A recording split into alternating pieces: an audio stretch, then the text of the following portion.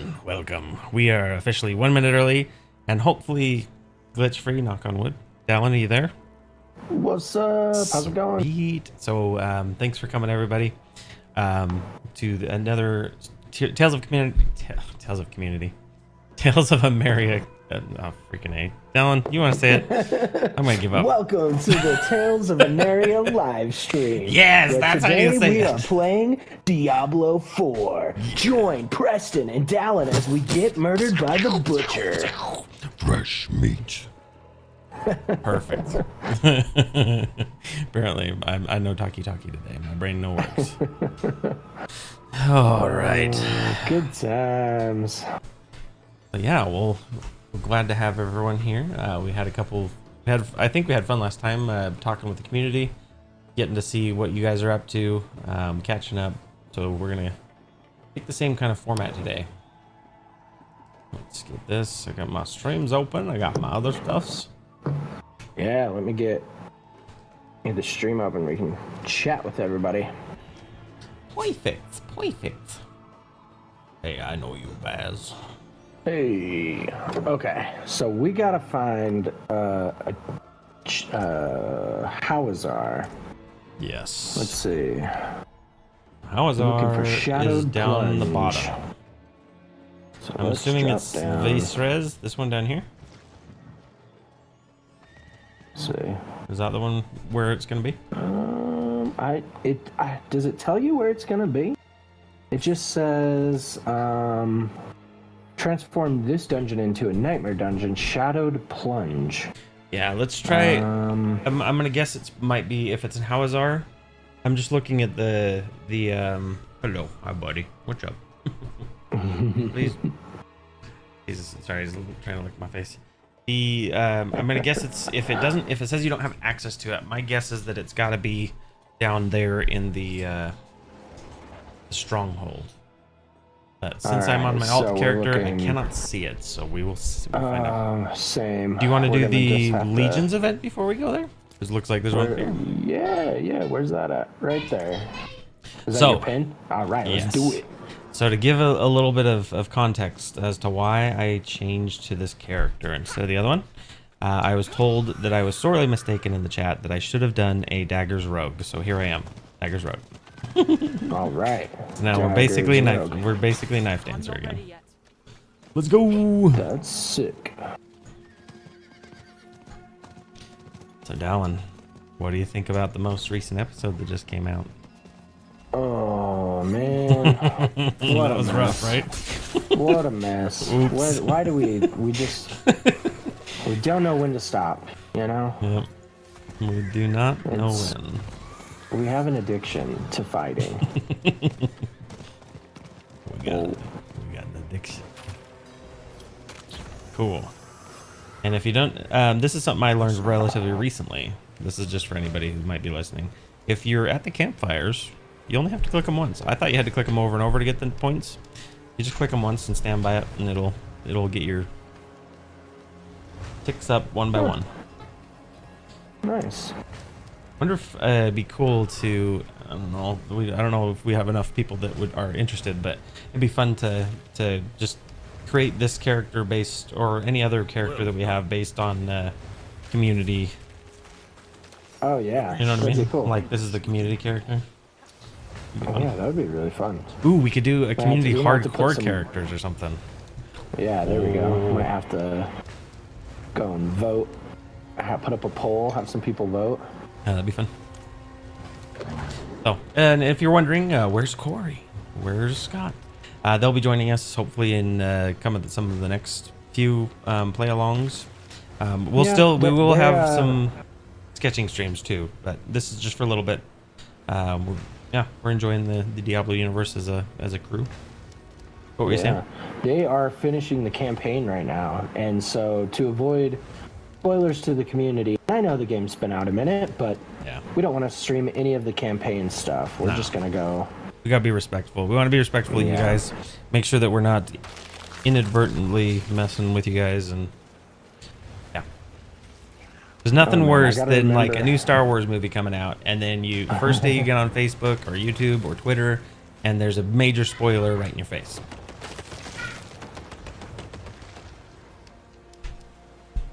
I gotta remember how to play this character because I respec him.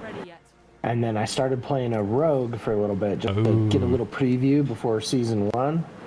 And now I don't remember how to play Necro. You think you're gonna do you're gonna do a he's doing it with me. That's so fun. I love it when people do this spin. Yeah, let's get more.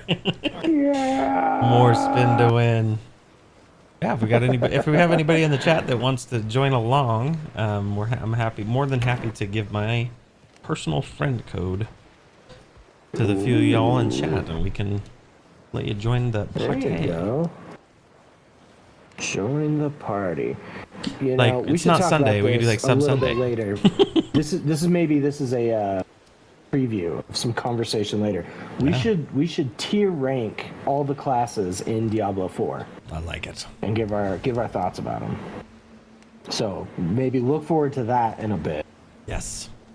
But right now we're just shooting the breeze for a little Did you while. see? Now here's one here that I don't know if you've seen it yet or not. Let's see how much we got. 58 seconds. We can talk about it right afterwards. But have you seen the new Blood Knight?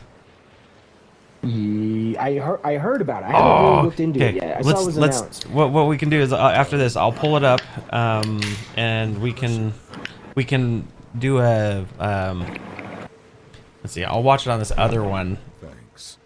No, I won't. How do I do this not spoiler free? How do we do this copyright free? Do you want to just pull it up off screen and just? Is there like a? The problem is I won't be able. You won't be able to hear it. Something? So yeah, let me. While this is going, let me grab one. I'll pull it up over here. We can Cool. get Yeah, some of the because stuff even if we could discuss. just get like the class features and just some of the kind of basics about it. Yeah, that'll be. I know it's hard to form an opinion just off of that without actually, getting your hands on it. Blood Knight. That's never stopped us from giving our opinions before. For class, I know class description. There we go. All right, here we go. So Diablo 4 new class, Blood Knight will come to D4. What it looks like is it's kind of like a Van Helsing or what's his name from Castlevania, Alucard. Oh yeah. Where he's like vampiric in nature, but he's different. It's pretty. It looks pretty cool. It's like a transformation class or something. Nice. It sounds like a ton of fun. But yeah, it'll be fun to add him to the trifecta. Yeah, I'm a sucker for that type of character, like a Van Helsing-esque.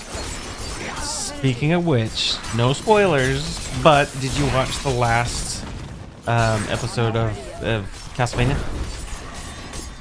Castlevania? Yes. Wasn't that so good? It was great. I love that show. Oh, that was so good. That was so much fun. Okay. Oops. No, apparently I'm pulling up the wrong things. I'm not ready yet. Yeah, I gotta get used to not one-shotting things. I have to remember that I need to be avoiding damage and not dying immediately. So what other kind of fun stuff you have been up to this weekend, Mr. Rogers? Oh man, I'm gonna do some more yard work this week. It continues. What's on the reviews everything docket? Anything fun? Any sneak peeks? Okay, so summer season just started, right? There's a ton of new shows out. I have tried my best to watch at least the first episode of all of them. That's my goal. Okay, first episode, all of them. What's your hot take? First, number one. There's some good ones. I think there's a couple sleepers this season. So there's a show called The Gene of AI. Okay. That's looking pretty good after its first episode. It's a studio madhouse, so it's like you know it's gonna be solid. Yeah. It's gonna be pretty cool. Let's see, some other one. Okay, so there's this one called The Girl I Like Forgot Her Glasses, which is not a title. It's in fact a statement, but That's true. And it's also not an isekai, so it's interesting that it's so long. yeah, I think it's a light novel, which makes a lot of sense. Yeah, that makes sense. But they are trying some really interesting stuff with the animation. Like, normally I think things are animated in 24 frames a second, or maybe 30. But for whatever reason on this one, it's like 60 frames per second. Really, really interesting camera work. So it's like, while it might not be the greatest show, they're trying their hand at a lot of cool stuff. That'll be cool. I look forward to that, especially when they're innovating stuff. Yeah, if you're into experimental stuff, then it's pretty cool. I'm all for it. And then, of course, yeah, Jujutsu Kaisen Season 2, what a good start. Woo! The tone changed. It's so more, like, cinematic this season. So is that, in your opinion, for the better? Because, of, like, they're becoming more mature characters? They definitely realize they got to step up the game if they want to keep on top. You know, just doing one solid season is enough. Good. Because I know that sometimes when they change their, I feel like some seasons when they change their tone, they lose their way a little bit, and that can be kind of frustrating for some. But yeah, so it kind of makes sense for the tone shift because they go back to Gojo's and Gito's like high school days. Okay. And kind of discover what made them drift apart. Oh, sick. And so the tone shift kind of makes sense. Oh, that makes sense. That's like you said. It's like when it makes sense in context, it doesn't. And I have I guess an apology to the Shield Hero community. Oh no. Season 2, I didn't like the tone change, but I was since informed that Season 2 passed the what is it called, the turtle spirit, I think it's called the spirit turtle part. It's basically like the first 3 episodes, maybe 4. It's gotten better because cool. When I first started watching it, I was like, watch the first 3 episodes ish, and then I kind of stopped and I was just like, like it lost its way. I'm sorry. Yeah.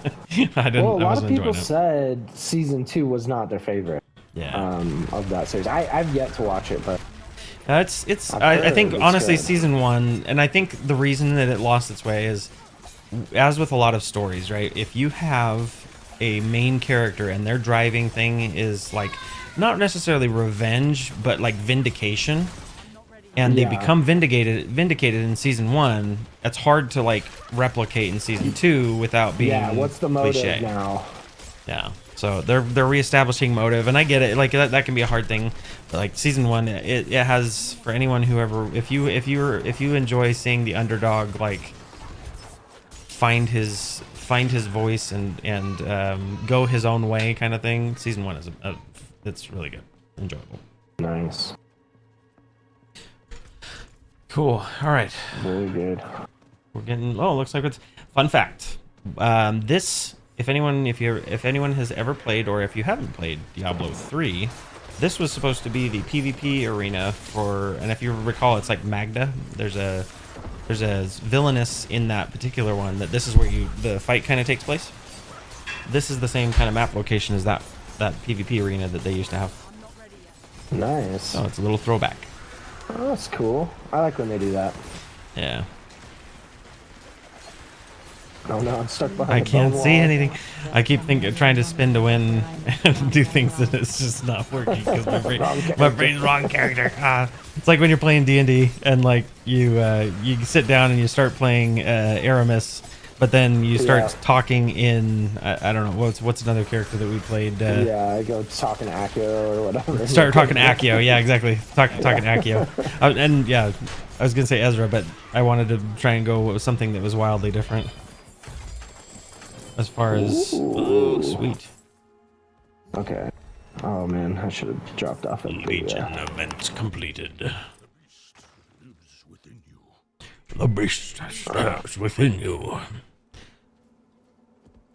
I really like the voice actors that they put in these. They all fit the characters well. Yeah, pretty good stuff. The only thing, so I don't know that I have seen a female druid yet. Have you? I saw somebody post one on like a Facebook group, but I haven't seen one in a while. Interesting. All right, well, that was a good one. Oh, here's some sacreds. Let's get some sacred. So while we're looking through those, I'm gonna pull out this new Diablo 4 Blood God. Let's see here. Strongest class in Diablo 4. No. I want a... There we go. All right, game rant. Just for credit or whatever that we're using for this. This was a Diablo. This is a game rant article by Drew Swanson, published 4 hours ago. So I hope it's up to date. We're trusting that they are up to date and they have all the corrected stuff. If they don't, don't get mad at me. Get mad at them. Yeah, get mad at Drew. Go get mad at Drew. So Diablo 4. So it looks like reference to the first Blood Knight, Fernam, appears in the Book of Lorath supplemental text. So that's where it comes from. So for me as a diehard, I knowing where it comes from is helpful, because then it's not like, well, like, where have they been this whole time? Come on. Yeah. Like, if we're fighting and these guys are just chilling, what's going on? But it says the Blood Knight will also be a great class to help round out Diablo 4's roster. From a gameplay standpoint, it looks like they utilize pole arms, a weapon type currently missing from Diablo 4. And so that would be like your halberds, your pikes, those types of things. I mean, we kind of have. I'm pretty sure the barbarian has a couple, like a trident and stuff, which I would kind of consider a polearm, but I guess maybe not. Yeah, it's more of a spear. But it says that they fight at mid range with hybrid attack options that can vary depending on the player's proximity to the target. It's kind of cool. Okay. So they're kind of vampiric in their title and stuff. The image, if you have one, let me see if I can send one to you. This goes into other stuff, but I wanted to get the cinematic. Looked really cool. Like, when you get a second, go check out the cinematic for it, because it made them look like Alucard running around killing stuff in angry mode. Nice. Which I can definitely get behind. Yeah, there's something about that aesthetic that I don't know, I always kind of gravitate towards it. Not necessarily like dark for dark's sake, like not like Goblin Slayer. But like yeah. Something that's like dark, but it's kind of earned it, and it's not edgy, but it is, but it's not try hard. You know, it's like a really fine line, but when a show can do it, or when a game can do it even, it's really great. Totally. I need to find a good dagger build. I haven't really looked. We'll just kind of continue with what we got here, just to see. And make sure we got the other one done. Yes, we do. But yeah, that's pretty exciting stuff. And I think everyone will enjoy this week's episode coming up. We've got I hope so. I think it was really fun. I thought it was really fun too, and spoiler free, some of the characters that were introduced into that episode are they're enjoyable characters. I think that's going to be fun to see and explore them and see what they end up bringing to the dynamic of the game, and it'll be cool.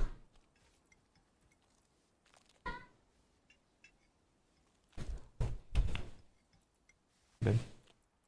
All right. I'm stopping off at the blacksmith real quick. Sounds good. Salvage some stuff. Sounds good. And then we'll run. I think we'll have to run down there unless you've got a teleport point or waypoint. Don't. Hear me? Yeah, I don't have a waypoint, so let's see. I mean, Dallin and I were playing tonight, so that's my lovely wife in the background. Hey, Becca. Sounds the same. Says hola. I've told her a couple of times. I was like, "Hey, you're gonna join us playing?" And she says, "No." Okay, so I honestly don't know where this dungeon is. All right, let me. Should see, we do we want to find it, or do we want to explore for it? What do you want to do? Let's find out where it is. Go get it. Sounds good. Okay, so let me... Ooh, actually, what also could help is if Let me leave the party real quick. And I'm gonna Okay. join you. Did that take you back to your own world state? Yeah. Okay, let me jump over. Boom. Okay. Oops. I was just curious if your world state was different and had the stronghold or not. I don't think it does. Alright, I'm gonna turn this other light on. I don't like it behind my screen. We'll turn it on for better lighting. Is that mark that you pinned right there? Is that where you think that is? I think it is, yeah. I'm Okay, not 100%. let's head that way. But if it's in Hawazar, that's the only place that has a stronghold that I know of that would have something there. And then drop into Zarbinzet, and we'll just horse over from there. Let's go! Let's do it!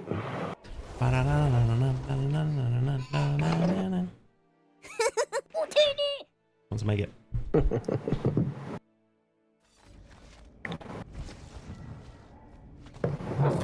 So what other, Right. you mentioned some house projects. What you got going? Yeah, I'm just finishing up with some stuff in the yard, so getting the park strips ready to go. Sick. So we can do rocks. What kind of rocks are you guys doing? Are you doing like the big rocks? Or are you doing more like gravel or? So we're just gonna do probably like 2-inch for the park strips. Mm-hmm. But then we're gonna make like a dry riverbed in the yard. Sick. So we're gonna go get some bigger like river stones. If you need, I might have a giant pile of rocks in my yard. If they are useful to you, they are yours. Cool, yeah. Because they had these big giant. The previous occupants had a whole bunch of like big stones that they used, but we're not using any of them, and they're just taking up space. So they're probably the size of like a bowling ball. All right. Yeah, Different colors and assortments. Wow, yeah, the PC to PS5 horse. you definitely got a lot more speed. So funny. Ding ding ding ding ding ding ding ding. I hear that swamp. Dial of Destiny's not doing as well as they hoped. Yeah, I had heard that as well. We'll see what that ends up being. Some of my family saw it and they really enjoyed it. That's fine. That's me. It's like it's not that I'm not seeing it because I want to boycott or anything like that, because it was just like the last one was a disappointment, but I'm not dropping everything to go see it yet. Yeah. Maybe early next week or something. Maybe we'll go see it on my birthday. Let's go here. Alright, we're gonna get rid of these cultists. Oh crap, I messed up. I'm not ready yet. Oh no. I dodged over the wall somehow. I'm sorry. I take it back. I don't want to be over here. Please forgive me. We're gonna have a battle of the bloody fountain. Except we won't have a medevac team to save the day. Are we supposed to release those guys? Or, I don't know. Okay, so what are we supposed to do? Harvest venomous motes from enemy. Okay. We will do that. Oh, this is the one where we gotta, up here there's this doorway thing that we're supposed to, there's one. Okay, so what they'll look like is this platform right here. There's a platform that has like a snake, and if you see it, it has a crystal in its, or this one doesn't because I already broke it, but the other one should have a crystal in their mouth. Okay. So wherever if you see one, you see something, say something. We're gonna play TSA rules now.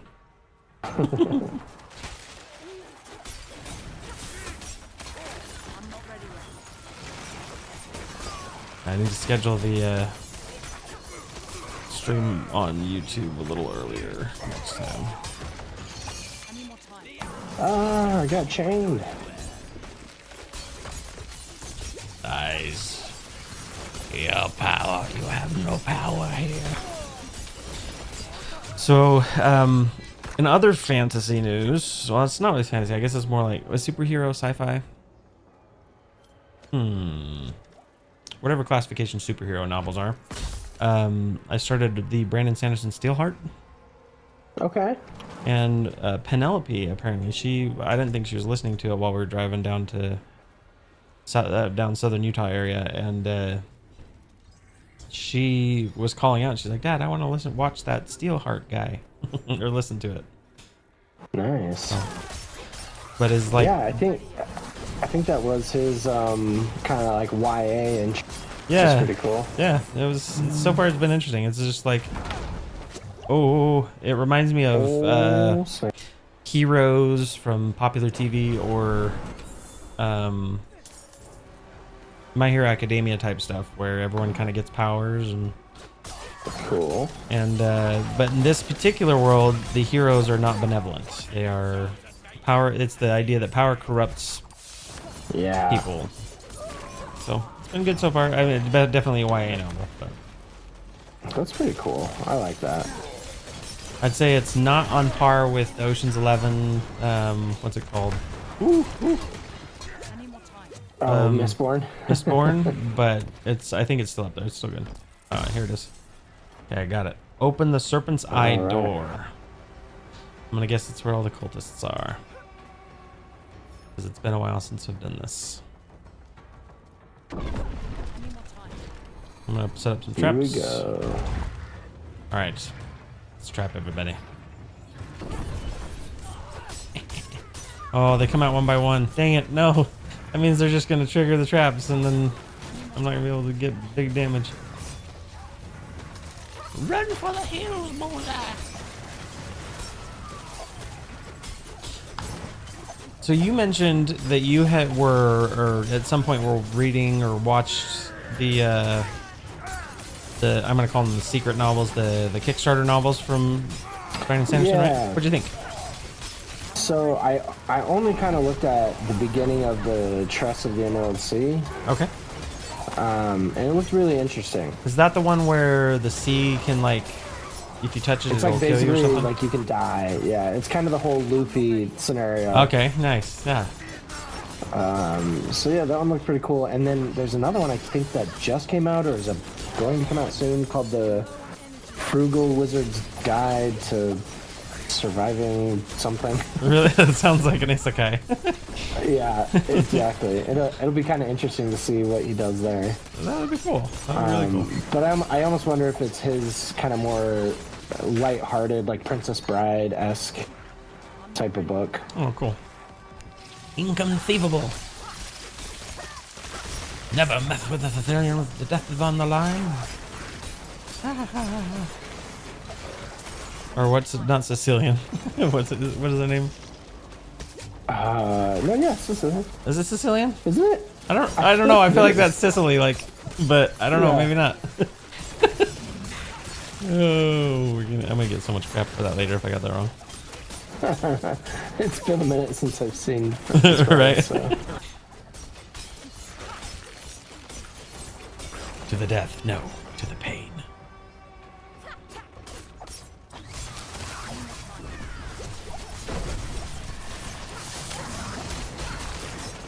Oh yeah. Look at that. We're just mowing them down. Click 1, 4. 4, click. 1, 1, click, 4. Get those rotations in. See if Joe or whoops, or a couple of the other members join in. I know there's a few of them that were just also doing some house renovation projects. Yeah. So it'll be fun to get updates on those. Takes some time. It does. It does. I think there's a chest up here, but not an altar. It tricked me. I thought there'd be an altar of Lilith. I'm not ready yet. Ooh. Check it out, a new glyph. Fluidity. Whee. So you excited for the season 1 that's coming out? Yeah, it's gonna be cool. It's gonna be fun. They have this new mechanic that they're introducing. I forget what they call it, but it sounds kind of like Hell Tides. That'll be cool. Is it the something heart? Gosh, I have to look it up what it's called, but it's yeah, the idea of it sounded like Hell Tides. Oh, cool. Yeah, that'll be cool. But like with a twist. I gotta read up on more and more like the mechanics of what it's bringing and how it's changing stuff. And... All right, we gotta go. Ghost. Who wants to be on the pottery wheel? Let's see. I'm looking at some gear real quick, cause. Yeah. Ooh, you got some new stuff? Yeah. None of it is really. Need my allies. Oh. Alright. Here we go. Get this. Let's get it started, huh? Oh, let's do it. Let's get it started in here. I call it the ghost treatment because usually one of my other friends would be standing like directly behind me. It's like, all right, help me make pottery. Talk to me like Patrick Swayze. Wait, was it Patrick Swayze in that? Yes. Okay, I want to make sure I'm not. There we go. There's Shadow Plunge. Okay, so my question is, what you got? for a nightmare dungeon, do you have to clear the regular dungeon first before you can play it as No, and that will actually save you time because you can do both and get both the aspect and the riches. All right, let's do it. I'm gonna pop it. Let's do it. Let's use it. The Shadowed Plunge Nightmare Sigil. Okay. Here we go. And I do like, as soon as we hit yes, I do like that you have the ability to click on it and teleport straight to it. Now we don't have to walk. So nice. I'm glad they added that in. Yeah, it makes a big difference, I feel like. All right. This is my first nightmare dungeon. This is giving me Indiana Jones vibes. Oh, I know. Snakes. Why is it gotta be snakes? I don't know if I've done this one in Nightmare. I know I've run it, but... Necromancers have the ability to interact with corpses. And it went away. Ooh, this one's got the... Have you done these ones before? This, what do they call this? Lightning storm? I don't think so. Okay. Well, once you get in, it'll show you the bubble. Okay, here we go. Oh, sorry. So this ADD thing, brain here. Okay. So this thing that's floating over our heads, it's gonna follow us around at random, and when you hear a noise, it's gonna make a bubble, and it's gonna be basically you gotta run to the bubble. If you're not in the bubble when it pops, you die from lightning. Oh, snap. All right. It's like the floor is lava.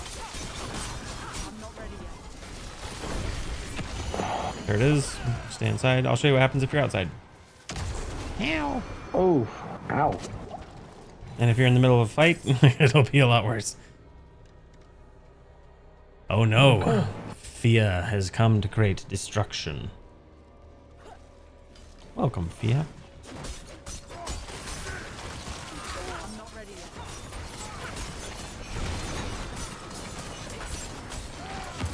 Bum, ba-dum, bum, bum, ba-dum. So Fia just got back from her first camping trip. Ooh, fun. Well, first camping trip she can remember. We'll put it that way. Okay. That's a good time. So Sophia, without any specific names, locations, or ages, what were things that you enjoyed on your trip?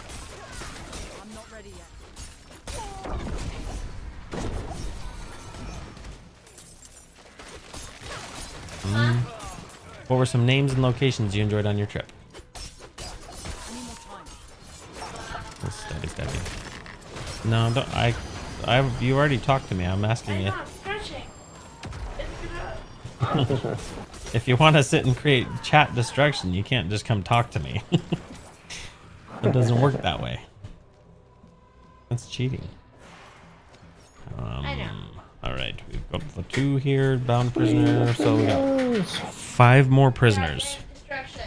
Somebody call the brute squad. I am the brute squad. Oh. Mostly was like that. I think I saw something.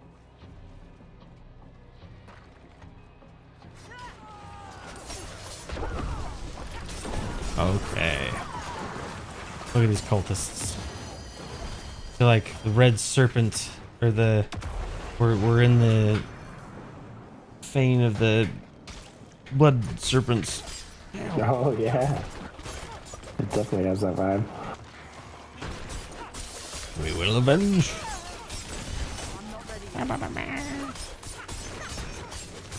Zolos calls for your soul.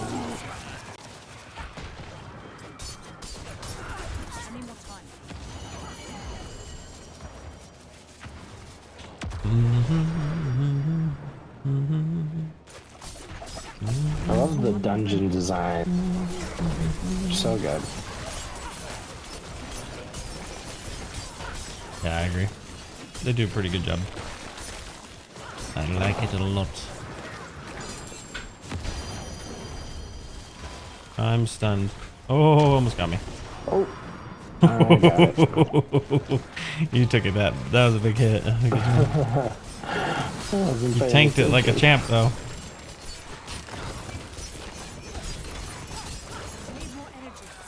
There we Watch go. out. Blue. I like how your bone golem and the others are like, whatever. I can stand here all I want. Doesn't affect me. You enjoyed hanging out with your friends and having s'mores. Man, I want s'mores each night. Ooh, I love s'mores. Underrated snack. For real. Have you had, speaking of, have you had the Chex Mix s'mores? No. Ooh, they're good, dude. They are good. Sounds really good. Here in just a second, I need to verify that. I'm now doubting that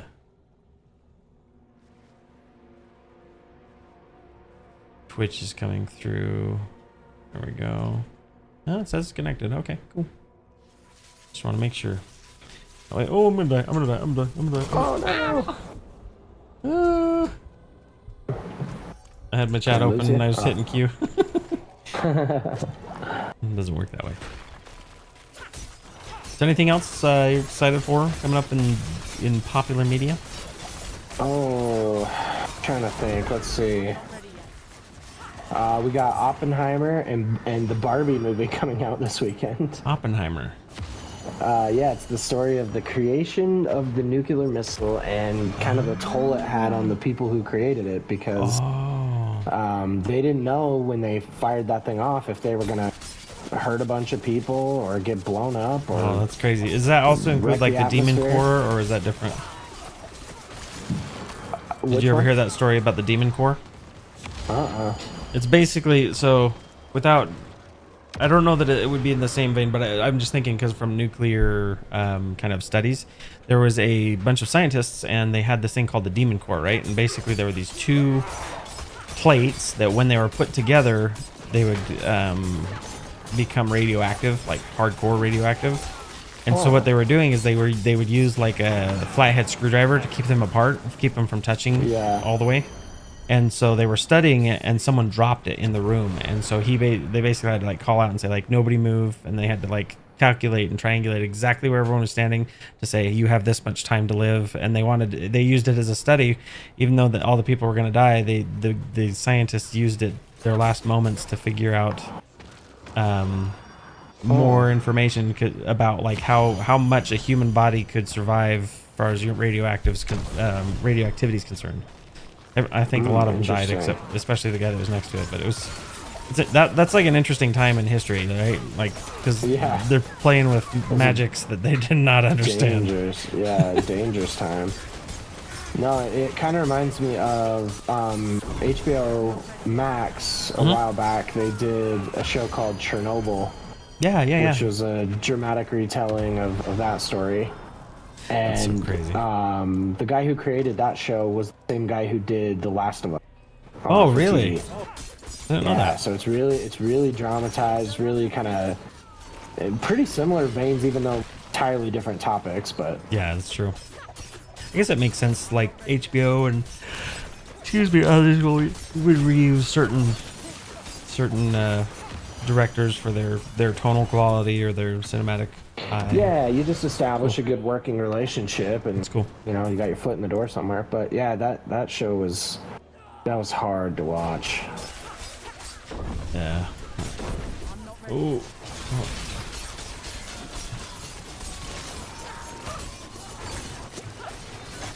We're doing pretty good, I think.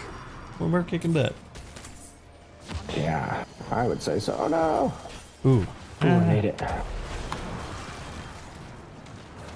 So we bought some fireworks for the kiddos. All And right. they had these new ones. I don't know if you've seen them. They called them sparkler whips.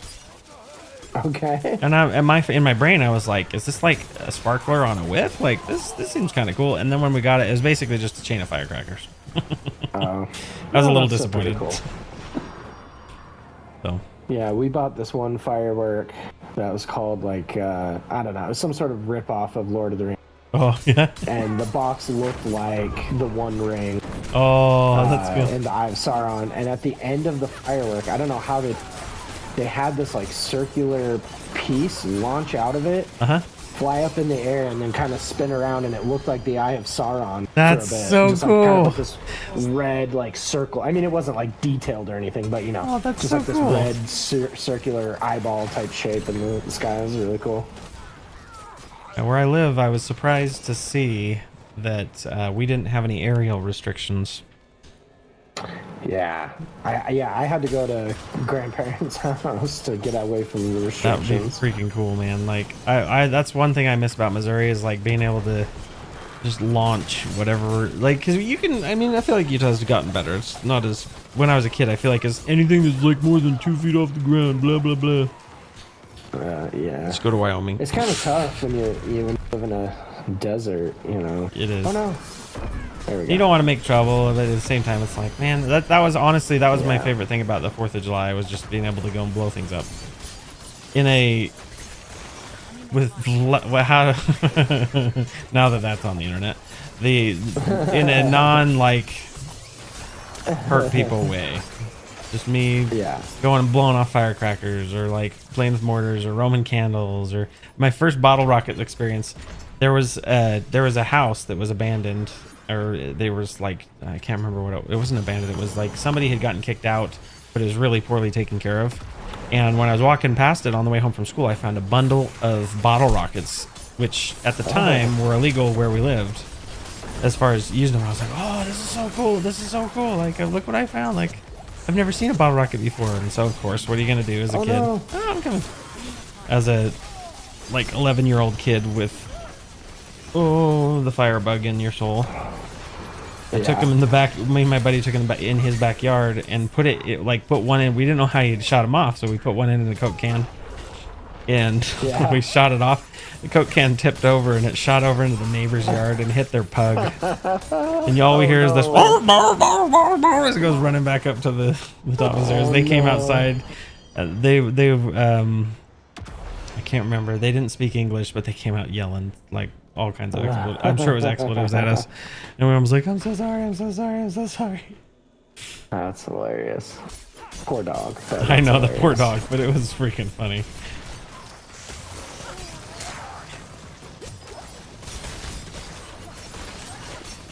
So, if you were to choose one firework that is your favorite, either type, classification, or specific firework, do you have one? Probably be like either a Roman candle or a bottle rocket. Yeah. They're just simple and fun. I agree. You remember those, I call them ground snakes, but basically it's like you light them on fire and they make a big mess and it's a bunch of charcoal. My kids love those ones. Yeah, as a kid, that was my #1 favorite, was the little snake things. They're just a magic poop coming out of the ground. Exactly. The portal to poopdom. Yeah. Yeah, that's pretty much it. What kid wouldn't love that? I'd say that, and then the mortars.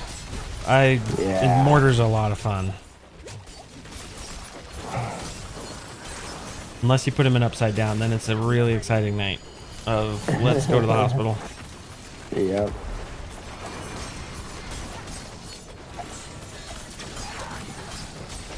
When we lived in Missouri, we had a neighbor. Hey, Bosco, what's up? I like fireworks that go boom and smoke bombs. Yeah, I know, right? It's simple. Like, yep, it's simple. You can't beat a smoke bomb. Those are just awesome. I feel like smoke bombs. This could just be me getting older and like realizing how much what you pay for, and like how much you actually get for it. But I feel like as a kid, Yeah. smoke bombs would go forever. Now I light it and it's like anymore. like 2 seconds of smoke, and you can't even like the kid. It dissipates before the kids even enjoy it. I don't know, Yeah. but that just could be in my old age. No, I feel like they make them not as long anymore. Yeah, I agree, Bosco. How you going? How you going? How you How doing you tonight? going, Vasco? In case you haven't noticed, I am. Oh no! I'm in trouble. I got shocked. Run away! Oh no! I'm in the middle, baby. Why don't you just meet me in the middle? Oh no! I don't want to be here anymore. Somebody save me. Victory! You got this. You got this. Okay. I have zero potions. Zero potions. Shrinkflation. That's right. Ooh. Shrinkflation. Shrinkflation mixed with inflation. Yeah. It's the worst. It's the worst. What was it? There was a city fireworks show, I think, this year that they had a malfunction and it shot them all off at the same time. Did you guys see that? Oh, It was pretty crazy because it was just like shavoom. And the whole like sky just explodes and you're just like, oh, that's cool, and everybody's clapping expecting that's like the opener, and they're like, nope, that's it, we'll see you later. We screwed up. That would suck. Oh, man. Did you see in Vegas they got that new like dome? Oh yeah, that looks so cool. I kind of feel like we're not that far from Vegas. We need to take Yeah, a dude, trip we up should. that way. We should. Let's see what's going on. That'd be cool, dude. Freaking, and I wanna see what's down there. It's with that thing, because I thought somebody was pulling your leg and putting something CG up. Bosco says, finally finished the baby room, painting, wall patching, trim, baseboards. You are happy. Excellent. That's exciting. Nice. Oh. You gotta, that nesting Good luck. phase. It's very important. You know, you got to get everything just right for baby. It's true, and it's a good motivator too. It's like, it's the ADHD equivalent of, hey, someone's coming over, and then you clean your house really quickly, and they're like, just kidding. I was just saying that so that you clean up the house. Yeah. No, it's an important step, you know, to make sure baby is part of the family, part of the house. So it's a good thing. Give them their space. Give them a place that's theirs. Oh snap! I Okay. got stunned, killed. Let me try. I'm gonna revive. We've got This is 12 the problem revives. with necros, man. Now you gotta regrow your A army. little squishy. Yeah, let me see if I can sneak up here. Do do do do do do do do do do do do do. Now that's exciting. Oh, Come on, army, fight for me. yeah. We were just saying earlier, Bosco, that I was hoping to get updates from you and Joe and anyone else who's been working on some house stuff. I know Scott's. I recently finished some of the stuff in the basement for his. And I'm going to say recently with air quotes because I might have just noticed it yesterday or 2 days ago. It's looking really good. I think you did a good job. You did some tile work and all that in the bathroom. Yeah, bathrooms suck. They're so expensive to redo. And if you like, I feel like bathroom's one of those things that if you skimp out on like the mortar or any other type of stuff, you're just asking for trouble down the road. Yeah. Oh, shoot. Okay, I'm gonna drop some items. Whoop. Drop that.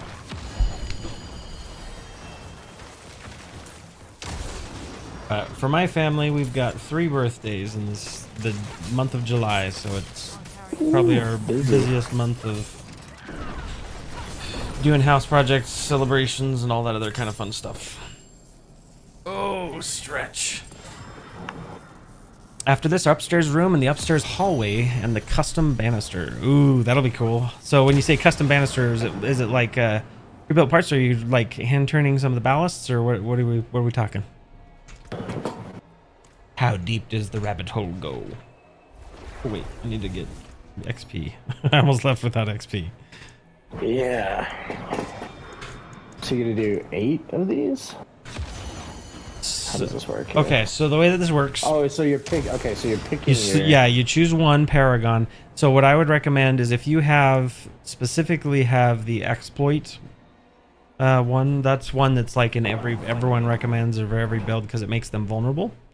But when any of these glyphs get to level 15, there's only one time that it happens. But when you hit level 15, the circle of influence that glyph influences grows. I would also recommend not putting any on your the blue ones because they're not what do you call it? I'm putting air quotes right now. One's it's like common, I guess you could say, the blue ones, whereas the yellow ones have a more rare or more significant increase to whatever you're doing. So I would apply your XP to whatever glyph you're using in your board. I found a good one here. Good. That's one I need to. That actually reminds me. I need to put in a glyph. Devious magic nodes within range. Are these magic nodes? Magic node. Yes, it is. When you attack the crowd effect, they take 2% increased damage for you. Okay, let's do that one. I think that one looks like a solid grab. All right, good stuff. I think next on our list, actually even right after we're done streaming, I'm going to be going outside to do some plumbing. There you go. Just went and bought a bunch of 2-inch pipe and a bunch of PVC connections and all that fun, and I'm going to go kind of plot out what I need to do so that tomorrow, hopefully the cement's all cured enough that I can turn the pump on and not have water shoot everywhere. Nice. Ooh, we missed a corner of the dungeon. So Bosco, I was also commenting that this time I'm not doing the barbarian because I was told in the chat, not necessarily by you, but just by someone, I can't remember, that they wanted to, that I missed a grand opportunity of being a rogue that uses daggers. So I specially got this one ready. Ignore the fact that I'm not using daggers. That's short swords. That's a moot point. All right. Well, I think we did everything in the dungeon. Yeah. Yeah. Nice. Now we can TP out, and we can start another.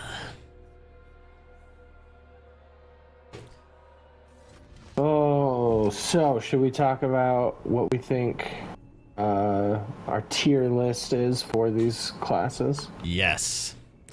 Let's make our own tier lists. So we'll follow the standard S for superb all the way down to D for not good. Yeah, I think that works. So okay, what would you let's maybe start. Are we doing just knee-jerk reaction or are we? Yeah. Okay. So you're a rogue. Where would you place rogue? I would put tier lists. Because I have a friend that's also like almost 100 in that, and I've seen him fight, I'm gonna say they're S tier. S tier. Mm-hmm. Okay, that's pretty cool. Just because they're strong, they're super strong. Yeah. How about you? I'd probably put them A tier. I don't have a ton of experience. I just have what I have with my characters. I don't know, level 20 or whatever. Uh-huh. But they are fast, which is so nice. Have that extra speed. They're a ton of fun. They are super speed. So I'd say A tier. What about, so for you, since you're playing Necro currently, where would you place Necro? Necro for me is definitely an S tier. There's a ton of variation with how you can build and play a Necro. You can be summoning, you can bleed him, you can corpse explosion, you can do bone spear. They're super cool. It's a good time. So what would you rank Necro? Necro, I would say, now this is prefaced with, I haven't played a ton. I think I got to like level 20 on mine, so I haven't gotten to the late game or mid to late game stuff. but I think that they're, for me, I think they're A tier, A or B tier, and that's mostly just because of the play style differences. Like you got the bone spear, you've got the corpse explosion, and this is also what feeds into this for me. Is there's a specific skill that is really difficult to play with when you're doing the world bosses, and that's the bone prison. Because as a melee character, primarily, they will bone prison whatever they're trying to hit, and if it's the boss and the boss is jumping around for the world boss, all the melee characters are stuck inside the bone prison. It's like, So, but that's me salted from a different class's perspective. They really do. The devs need to make it so that it has like a friendly mode. So whoever gets captured in it, if they're a player character, they can escape. Like they should be able to like I think you might be able to dodge through it. I think I can whirlwind through it, but I don't remember accurately if it was. It was something. So and before we go to the next one real quick, Bosco says he's doing fairly simple one with the stairs. They're just weird, so that's okay. Yeah, no, I agree. When especially in older houses, I feel like when things aren't quite as standard and they're a little more what I refer to as Mickey Mouse, you kind of have to ad lib a couple of things.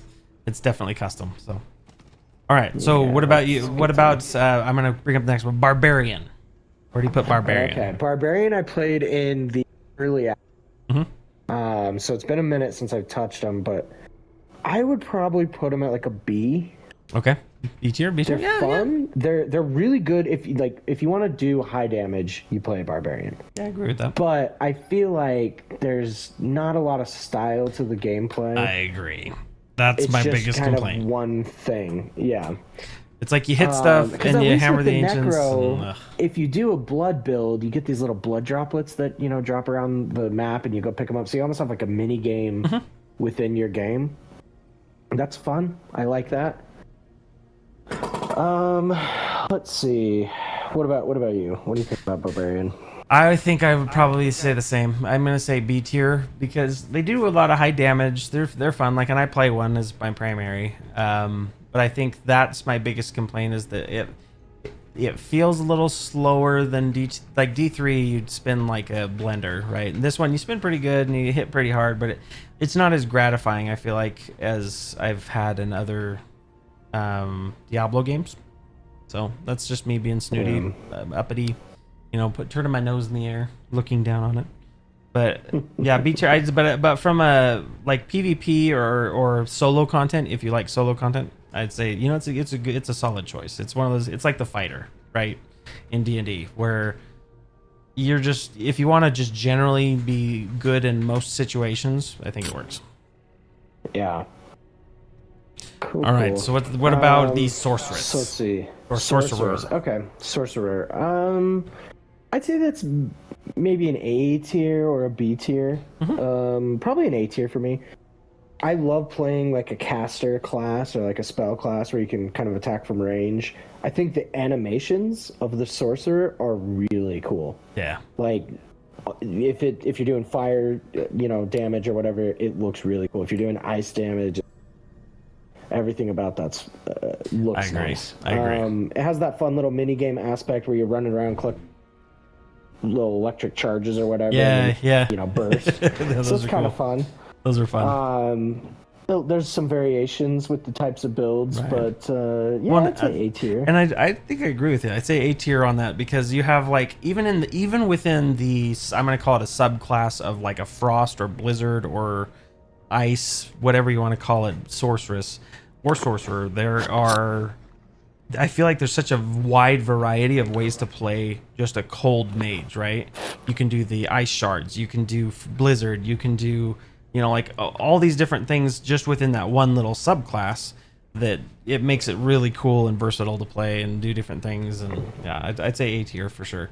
I think I don't go S tier just mostly because I like to do the big boom hits, like fast boom, boom, boom, knock things down, but they can absolutely like tear up any large minion piles that you might have coming at you. The tides of hell. Yeah. Nice. So that leaves Druid, yeah? From what I've played with Druid, And again, I don't have a ton of leveling in Druid, but what I did play in Druid was S tier for me. I thought it was super fun. Yeah. There was again, like, animations were crisp. It's so cool to be able to just change into different forms. I agree. Just the variety of gameplay with that was a ton of fun. So I agree. For me, in my little experience with it, it's S tier. So for me, I'm going to take a hot take, but I am going to first say, hey, hi, Joe. Welcome. We're glad to have you here. We just got Bosco. Hey, Bosco, up, let us Joe? know what's going on in their life with the renovations going on there. How are things in the Tinaker home? You and Miss Tinaker are doing well. We're doing a tier list, kind of talking about some of the things in Diablo, how we feel as far as things go. And I'm going to say with the Druid, I'm going to have to put it as C tier for myself. Because, and this is a hot take, I'm jealous of how much damage their pulverized build does and their wolf form does. But for me, the reason that kind of killed it is because when I was playing it, I was trying to do like poison creeper build or like do some of the summons, and I feel like they're all hot garbage as far as like the damage that they could do. They don't like. I get into a dungeon and I'll be like trying to hit something and it'll take me forever to kill it, and then someone else with the same level, the same whatever else as a pulverized bear druid or a whatever whirlwind, lycanthrope, what do you call it? Werewolf. Oh yeah, the werewolf. The werewolf. When they come in, they just like tear it up, like two-shot everything. Again, this is based purely in jealousy, because I don't want to play those build types. Those are cool. I really would love to do I want to do whirlwind and lightning and like do a druidy, I don't know, more castery build. It's the same thing you run into with D&D, where the classes they give you all these options, but there's clearly like one option that's like I don't want to call it the right option, but like if you want to do damage, that's the option you take. And so you feel almost like forced into a build if you want to be viable, and it's like sometimes I just want it to look cool, you know. I 100% agree. Doing a ton of damage, but I also don't want to die every 5 seconds. I 100% agree. Hey, what IO? So it's a little bit of that. So thanks for stopping in, Joe. Go shoot off some fireworks for us too. We were just talking about our favorite fireworks. Later, you can tell us what your favorite firework is. How many classes are there? Never played Diablo before. So, actually, let me jump out. I can jump to the menu for you here. Yeah, there you go. And we can show which ones we're talking about here. So, let's create a new character. All right, so you have, right now, in Diablo 4, there are 4 classes. Traditionally, there was more, but these are the ones that are released as of now. You have the Barbarian, which is your basic fighter.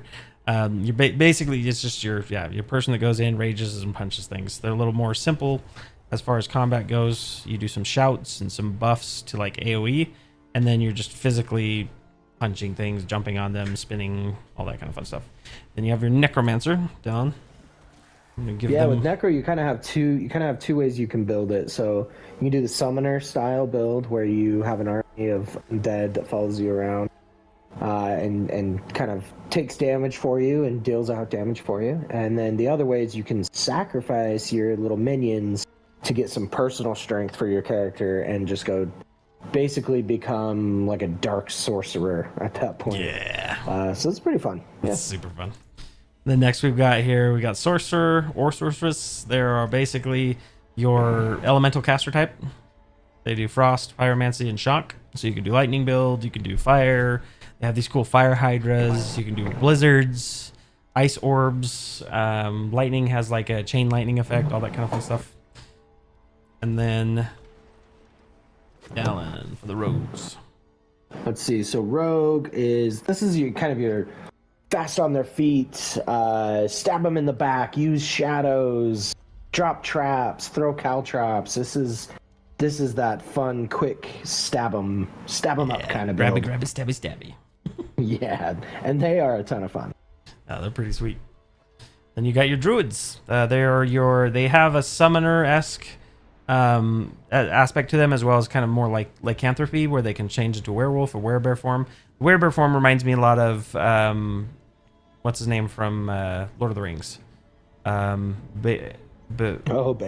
Beorn, yeah, Beorn. That's kind of what I always envisioned them as. But they also have storm damage and earth damage. They're basically more elemental. Again, just kind of thematically. And then there's a new and upcoming one that's supposed to be coming out soon called the Blood Knight. And I guess it's from Diablo Immortal, but I'm not sure. Bosco, what'd you miss from the last few minutes?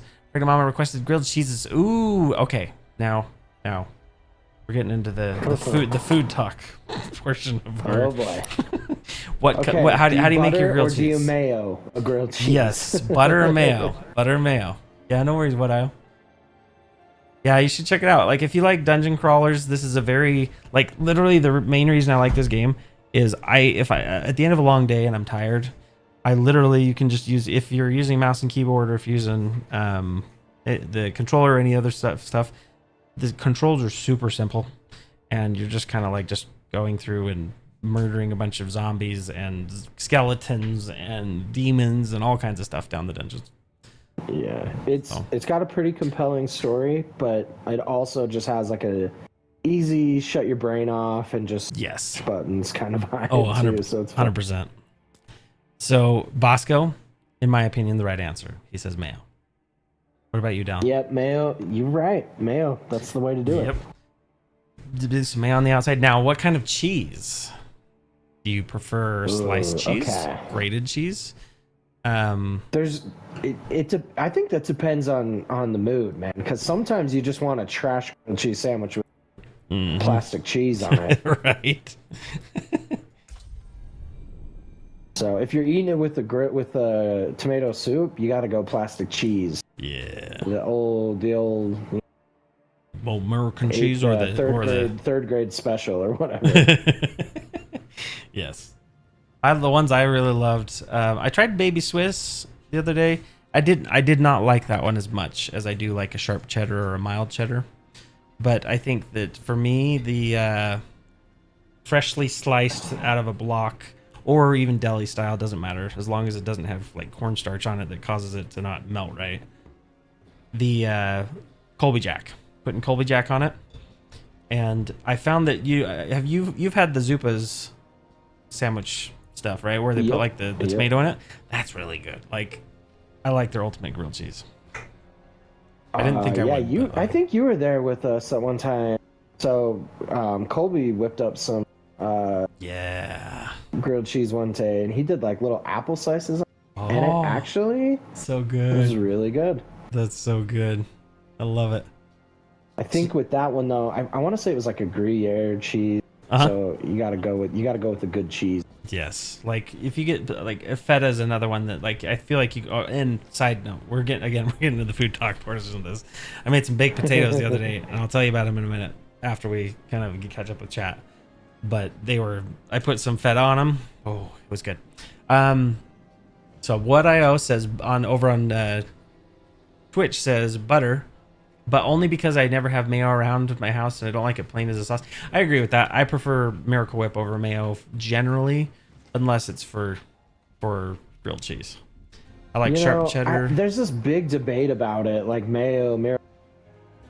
Honestly, I'll eat whatever. Just put it. Yeah, exactly. Like, yeah, it kind of tastes good to me no matter what. I mean, because technically, Miracle Whip is it's a dressing, but it's technically still, an oil that would fry and crisp the outside of the bread, and it would carry flavor. So, I'm a firm believer that American cheese is a blasphemy.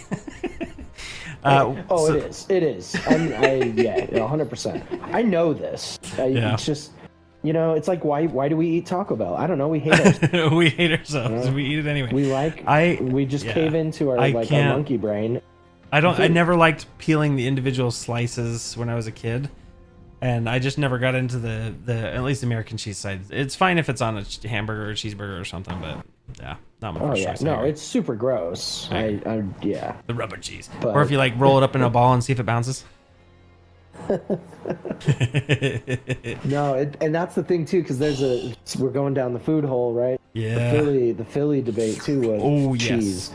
You go, that crappy Cheese Whiz, or do you something nice? Mm-hmm. Do something nice like Vito's. I've had it both ways, and I gotta say, dressing up your Philly is much better than trashing it up.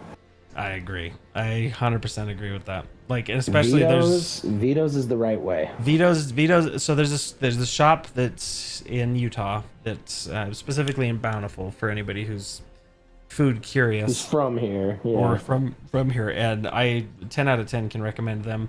If you like a less spicy Philly, less peppery, I should say, like less like bell pepper, specifically not like black pepper, but bell pepper. They do a really great job. They use like these Alfredo sauces, and you can put all kinds of stuff on it, man. Like they have like cream cheese.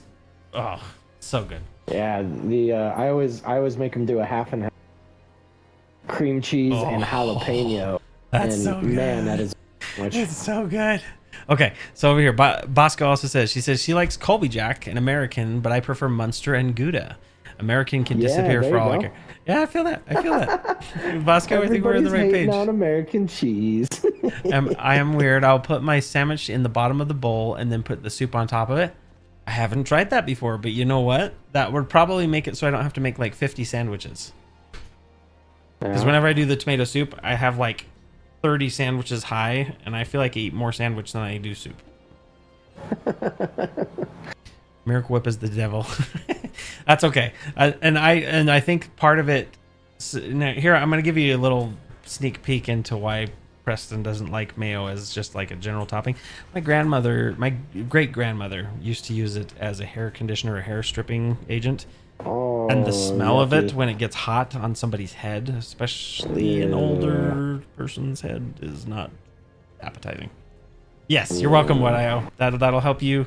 And this same grandmother, the same great grandmother, when I was at her funeral, is also the reason why I don't like watermelon, because there was a like refreshments outside to try and lighten the mood, I guess, and they had watermelon. And when I was in there saying goodbye, all I could smell was formaldehyde and watermelon. And forever, those two smells are entwined in my brain. I can't separate them. Yucky. Oh. Anyway, sorry to go macabre. But yes. So they learned something new about Preston's demented psyche. Nice. I do have a guilty pleasure of Vienna sausages with spray cheese. Oh, okay. I have a hard time with Vienna sausages, but I can respect it. I dated this girl once, and the first time I met her parents, the dad was just sitting there eating Vienna sausages directly out of the can. Really? And I was like, I don't know about this. Freaking me out a little bit here. You're freaking me out, man. A little gross. So this is with spray cheese, okay? So like when we're saying spray cheese, we're referring to like easy cheese, yeah? Like Leaning Tower of Cheese. Ooh, Sonic Pit, I'm coming to you. Yeah. Half and hat. Request to join. I like mushrooms, peppers, onions, provolone, mayo, and hot sauce on your cheese eggs. Yeah, that sounds. Honestly, that sounds very close to. There's a place up the street from me called. I can't remember the name of it. It's a Philly cheesesteak place, but essentially. Oh yeah. You've heard about it. The steak stopper, it's it's something. It's something. Yeah, so they have some. I can never remember that. All I know is I have them favorited in my DoorDash, and and I think part of my discrepancy is that their logo and their name and everything else clash with each other. Like they don't make sense together. So my brain doesn't. Yeah, it doesn't. It's hard to remember. But anyway, they do it more like Italian stuff. Like if I was to say Italian, I mean like more of the Italian sausage route, where it's a little spicier, it's a little more flavorful, a little more peppery, and less just straight up like umami and cheese. But yeah, that's good stuff. I do love. Onions. I found a turtle in the. I didn't know there were turtles. Yeah. I kind of wish there was like a turtle mage. Like, can you imagine being able to druid into a turtle? That'd be so you could be a freaking ninja turtle, man. That'd be awesome. Yeah, you could. It'd be a good time. Yeah, I agree with you, Bosco. Here's another weird one, right? That same place, they make their stuff differently than Vito's and others that I've seen. But there's one thing. There was one of them that they call the hamburger. Basically, what they do is they'll put ketchup and pickles in it. And when I first read that, I was like, "Ooh, that's gonna be really good." It was really freaking good.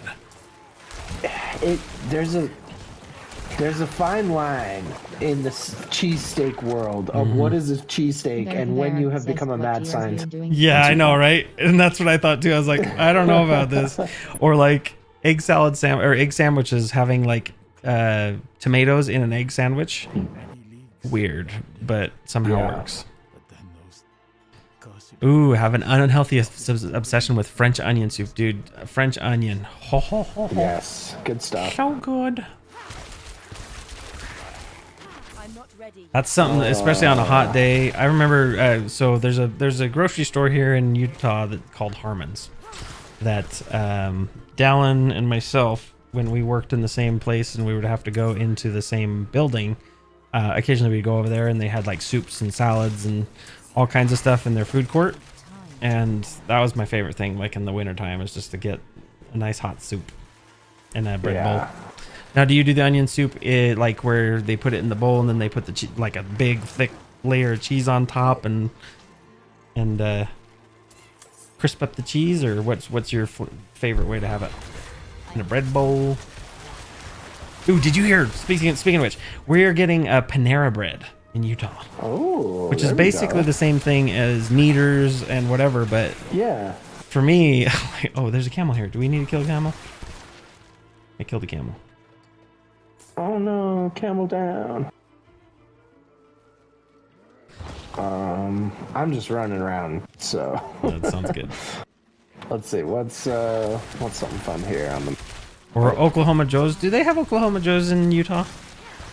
I've never heard of it. So it's or Gator Jacks. Never. Not one either. That. So Oklahoma Joe's or Casey Joe's, I think is what it's called now. It's really good. So Bosco like soup, toasted bread, and cheese. Yes, so good. That sounds really good right now. But Oklahoma Joe's, Casey Joe's is what they call it in Kansas City. Basically, it's like a barbecue place. If you ever get the chance to go to Kansas City, I highly recommend them and get what's called a Z-Man. It's basically some sausage, if I remember correctly, some sausage, some brisket, and some burnt ends on a bun with some cheese and some like grilled onions.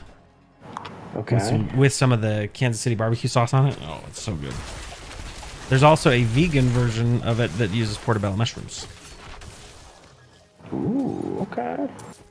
Which to me, I'm like, how do you recreate a purely carnivorous sandwich in vegan form? But somehow they're doing it. You know, they do it. I've had so much good vegan food. Honestly, like I was skeptical at first, but I don't know if like maybe they've just, you know, experimented enough now and kind of figured it out.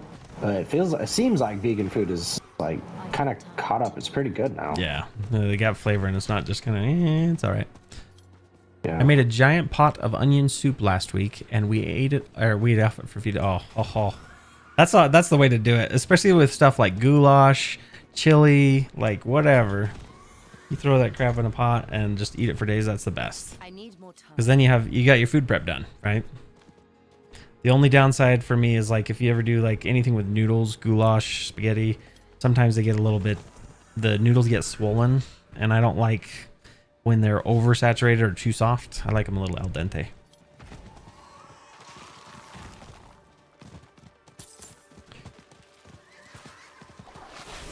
Yeah, that sounds really good. Yeah, What I.O. says that they love it like that as well. Oof. So good. So, anybody have a comfort food? Something that just like we're talking Ratatouille level brings you back comfort food from being a grumpy old adult. It's shepherd's pie. Oh, good shepherd's pie. Yes. That is my comfort food. You know what, Dallin? I knew that you and I got along for a reason. Shepherd's pie is mine as well. Now, let me ask you, how do you make your, or like the shepherd's pie created? So, for me, it's I do it kind of just simple, right? So it's just, you know, peas, carrots, maybe some green beans, meat, potatoes, cheese. That's it. Super simple. But I've also had it, you know, we had that Irish place that used to be by where we Buffalo.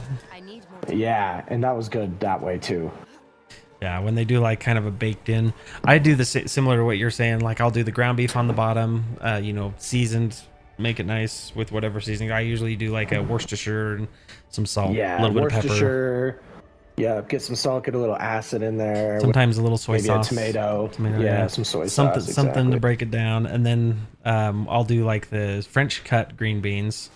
And then we'll do the mashed potatoes. And then I'll do cream corn on top.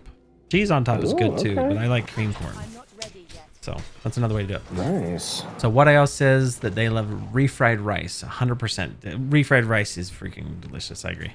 Stroganoff. Ooh, Bosco says stroganoff. That is honestly, yes. I can't remember the last time I've had stroganoff, but every time I have it, I'm like, why don't I make this more often? I know, right? It's like the I don't know about you, but it's like, I don't know. When I think of stroganoff, I think of playing until the street lights come on, and then your mom's calling you home, being like, "Yeah, stroganoff."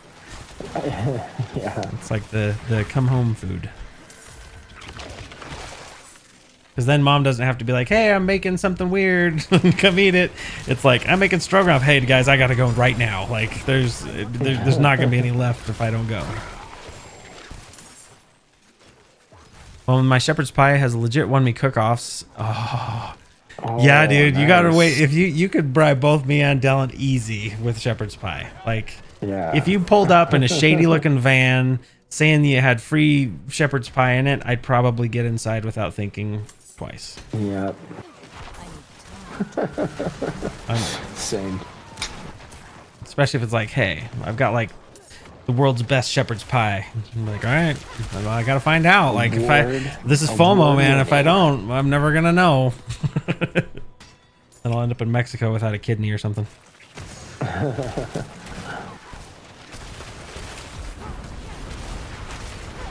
Dang it, they took my kidney. Hey, if that happened to me, I'm probably just staying. Right.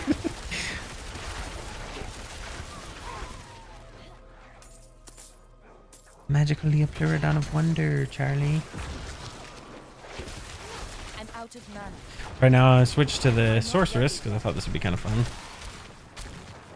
Got a little bit of the taste. That'll give everybody, anyone who hasn't played, a little bit of different flavors of different classes. Yeah. We've seen the Barbarian. You've seen the Sorceress. This is specifically a Ice Shards Sorceress. There's other ways to play it with Blizzard. But I like it because it looks like a machine gun. Nice. That's actually really cool. So Bosco, I must know, how do you make your shepherd's pie? Immortalize without giving away any family secrets. Family secret, yeah. Unless it's a family secret or something. You can substitute you can substitute any like special ingredients with like family secret. Tweak the recipe. Got it locked in now. Make it free for my gaming groups. All right, Bosco. When are we gonna to get kidnapped? I'm looking forward to this kidnapping.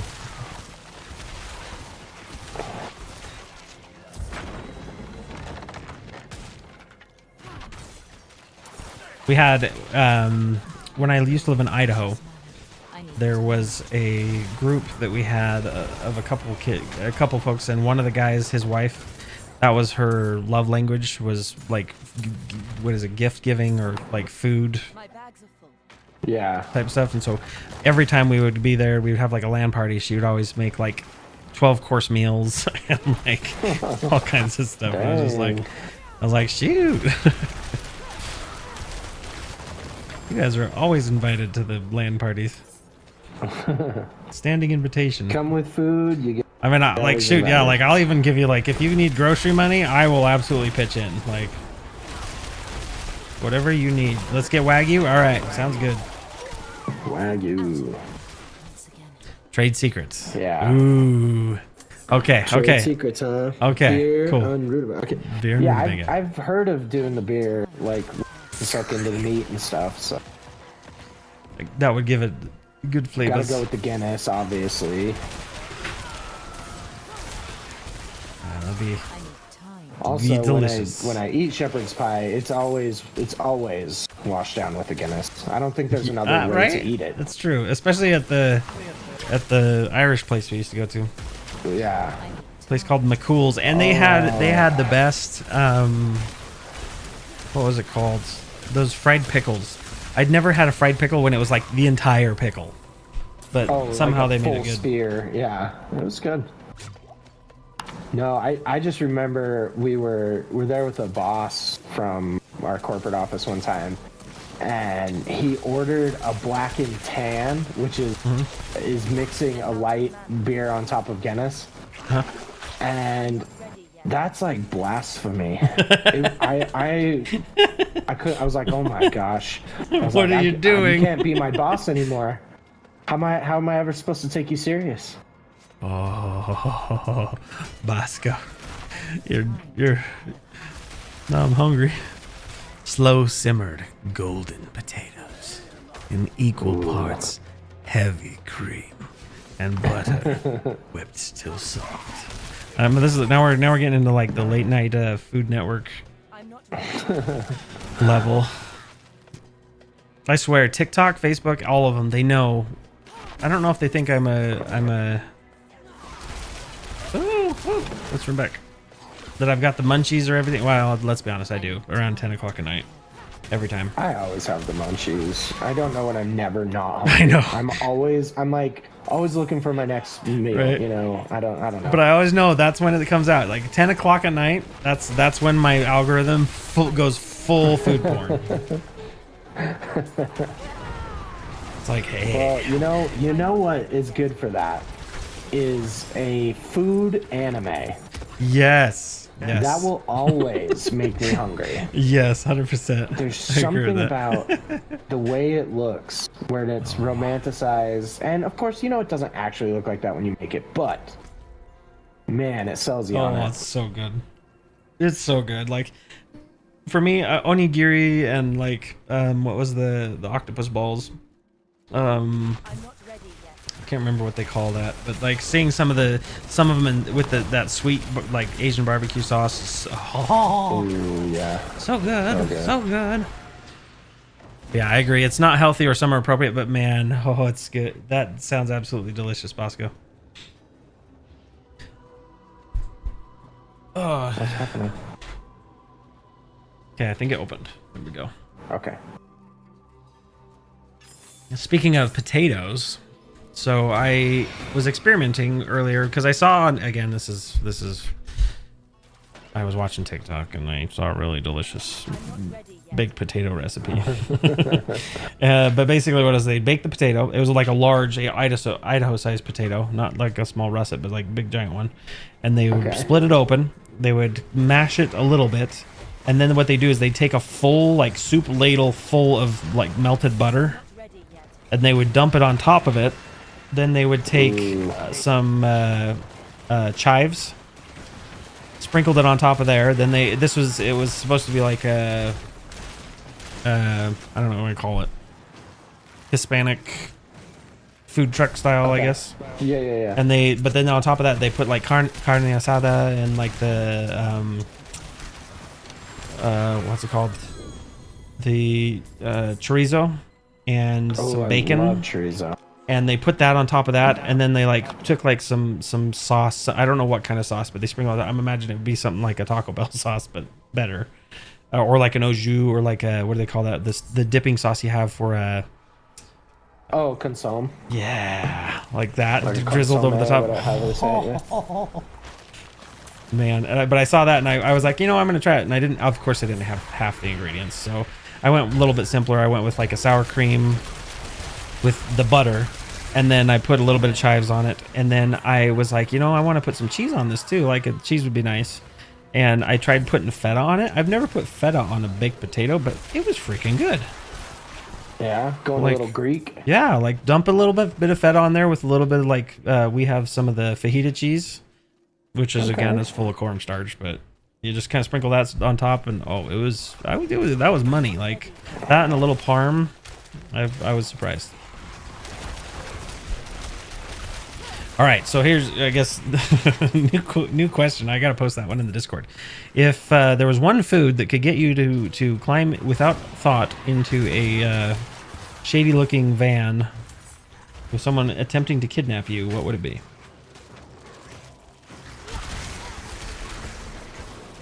I'm out of mana. Drop it in the Discord. I need time to prepare. Oh, Looks like we're in an event. Cool. These people get in trouble a lot. I feel like we run into them in every dungeon. Exploring the cave system. Oh, queso barilla tacos are yes. equivalent to Mexican Yes. French dips. Yes, I 100% agree. So, quesadilla, quesadilla. Okay, go with me here. It's a quesadilla just with the meat prepared that style, right? And then you dip it. You rip the quesadilla with the meat prepared that way and just dip it right in that Oh, that sauce. would be good. Oh, That would be good. There's a Salvadorian Man, place that's nearby good. me that I can't remember if we talked about it or not, but they had something that was similar to what you're saying, but they had what I think would be like freaking amazing. The next level is basically taking that taco. It's kind of been grilled on both sides, and you have the meat in it, and then you have the sauce, and it's been dipped in the sauce and grilled. I think putting a quesadilla on the outside of that, like with the you know how like Taco Bell does that, where you have like a gordita or whatever inside of another. Oh, that would be so good. Oh, I'm gonna die. Sorry, I'm gourmandizing over food. Churros. Ooh, yes. ooh, yeah. Like fresh churros, not like the nasty rubbery ones that you sometimes get at I a. have a churro take, and What's it's that Disneyland of all places has the best churros of all time. Really?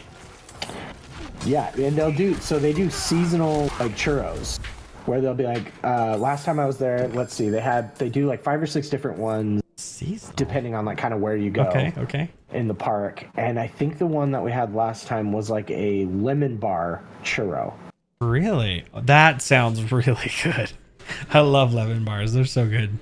Yeah, and then they had like an ants on the log style one where it was like peanut butter with like chocolate chips on it. Man, yeah. There, says, Disneyland what two of all dungeons are you places running? knows how to make me spend my money on food. good. It's a problem. But you know, when you have kids of that age and you live as close as we, it's kind of hard to not go once or twice a year, you know? Yeah, totally. All right, so on Twitter, or not Twitter, gosh dang it, Twitch, Wadayo says, perfect chicken tikka. Oh, pretty much buttered chicken. So good, like tiki masala with rice and garlic naan. Indian food, I think it's probably my man. second favorite type of food. I agree. So good. Like Indian curry, far superior to like Japanese curry. Japanese curry has way too much fennel-y taste to me, and I don't like black licorice, so. But yeah, like that saucy, spicy. I have a giant thing of turmeric in my in my spice cabinet because I love it. Oh, so good. It's so good. This has turned into the food and play show. Food and play. We talk about food and we play it. We'll call it Munchie Vision. No. Yeah. So, fun story. I was making corn Friday, I think it was. Had a bunch of family over from out of town, and I got out my giant stock pot that I usually use to like put the turkey in to do like a turkey fried turkey, and it's one of the giant ones like that you would use for like a shrimp boil. And I was out there, and this is not necessarily a story for the corn itself, because again, it was corn. I put water in there. I put some rosemary, like a brick of butter, and whatever else. I think I put some like garlic salts and some other things just to flavor the water, so that way it takes it on into the thing. But the thing that was creepy, if you ever buy any of those cheap, I can't even remember how much it was. It was like $30 or something over at Lowe's for Thanksgiving, and I put it on there, the regulator, when I thankfully I was outside when it happened, but the regulator, there's a little hose on the end. My regulator blew out the back and then started going flipping around, and I was like, and I was standing there thankfully, so I went and I turned the gas off immediately, and you know, got it out. But I was just watch those things, because I had never even thought that would be a problem with that thing, because I had it going straight out.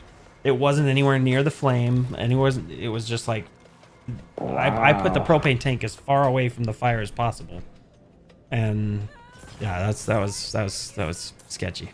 Okay, so Bosco says we have a taco shop here in my town that sells exactly what Dallin just described. Dude, Dallin. Ooh. Chocolate doesn't belong on churros, in my opinion. I like it simple, a lot of cinnamon and cajita. So if you like that, they have this one churro. It was maybe a couple of times that I went, where it was like, you know, that like that pepper that they use on like candy a lot, where it's like a hot sweet. Yeah, like it's used in like Mexican candy a lot. What's the one? It was I forget what it's called. It's a push pop, right? You can get it's on chocolate a lot. It's I can't remember the spice exactly, but Lucas is what I'm thinking of. It's a duck, and there's a Mexican candy that's it's called Lucas. I had a friend at school. It's basically the flavor of like Red Hot. Yeah, so yeah. They got that on a churro, and oh my gosh, that is next level. Yeah, it sounds like so good. That like sweet, it's bready, it's hot, like a tamarind type flavor. Yeah. Oh, that sounds so good. Yeah. Oh man, now I want naan. I think I'm gonna have to get some butter chicken from Have you tried Red Fort over by our house? No. Is Red Fort good? It's yeah, Red Fort's real good, man. Oh, well, how's it stack up to the Taste of India? So Red Fort is better, I think. Okay, that gets me excited. And I know that's saying a lot, because we got the other place by us is pretty good. Dude, I'm gonna have to go. I think that's over by the malls and shopping centers and all that other fun stuff. Yeah, it's kind of just the general area. Yeah, Tajín. I know. I'm trying to say places without identifying. No, not doxing yourself. Places, but yeah, it's hard to say. I know what you mean, but the Tajín. Oh yeah. Oh. There's very few. The only one I'm not crazy about is, what is it? The yogurt smoothie drink. Oh. Kind of chalky tasting. I don't know. It's an Indian. Oh, shoot. Yeah. There you go. Lassi. Yeah, it's Lassi. So, yeah, you're correct. What? Those are the ones that I guess because my brain, what it was is when I was getting it, I was expecting one thing and it tasted different, and then my brain went, "Ew, gross," but not necessarily because it was actually gross. It was just I wasn't what I was expecting. So what I says. Sorry, go ahead. Oh, I was just gonna say that Indian place I was telling you about. They import a beer directly from India. Yeah. I want to say it's called like Taj Mahal, or just one of those kind of generic names. It's like $5. It's the size of your arm, and it is so good. Oh man. Yeah. That sounds like good. Just wash down all the for real spicy food. So what says we got a Helltide going on? Ooh, yeah, let's go do it. It's Helltides. Let's go do some Helltide. Where it starts raining blood. I'm gonna have to teleport to you because I don't have very many waypoints. Yeah, I just jumped, so. Okay, I'll jump to you. So what else says, another amazing Indian dish is gulab jamun. I hope I'm saying that right. If you've never had to try it, it's the deep fried dough ball made with flour and milk powdered soaked in sugar water with spices. It seems weird. So that my brain, when you say that, my brain goes to horchata. Is that how you say it? It's like the cinnamon milk. Cinnamon milk, yeah. Oh, the rice milk. That's where my brain goes. That sounds good. Too. Yeah, the lassi, I have a hard time with it, and I think I might just need to re-prepare myself and try it again. But I've only tried it once, and I was just like, it was too chalky for my palate. And I don't know if that's a good description of it or not, but like a heavy yogurt taste. Yeah. And I love yogurt, but it's just, yeah, it was weird. It's a little weird for me. All right, so we've covered we've covered Irish food, we've covered more Americanized meals, we've covered some Indian. What other? Let's branch out in our palates. I have never had a beef Wellington. I can't say that I have either.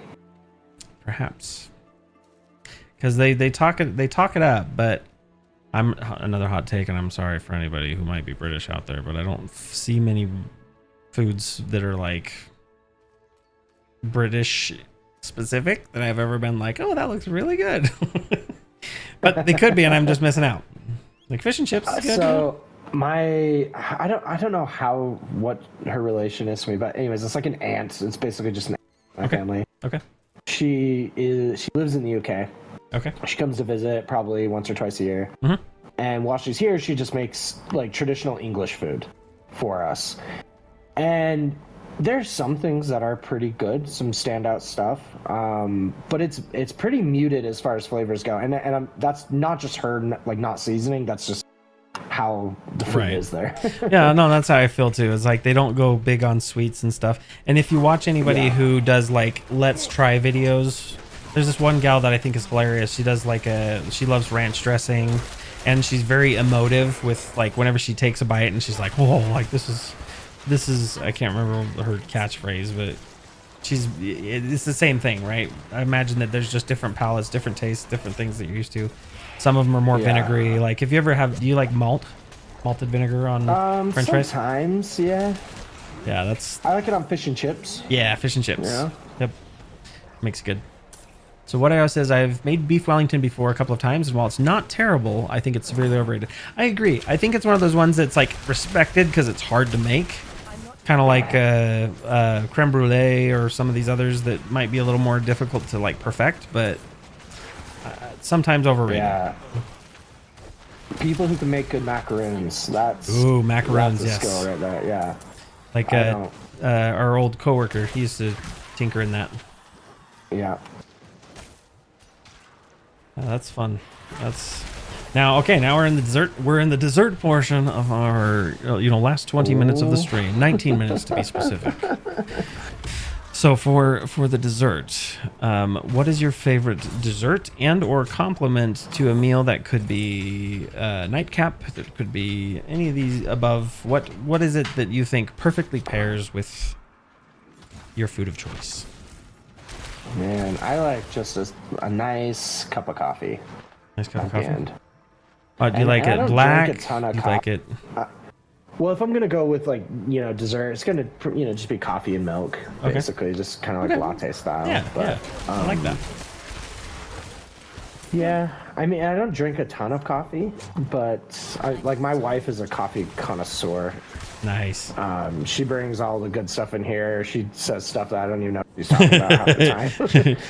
You have to let it steep for at least 20 minutes, and then. Yeah. So she brings good stuff, but yeah, for these dessert in the meal, sometimes it's pretty good. These coffee beans have been steeped in guano for at least 4 days in the stomach acids of a bat, and that gives them their unique flavor. Yeah,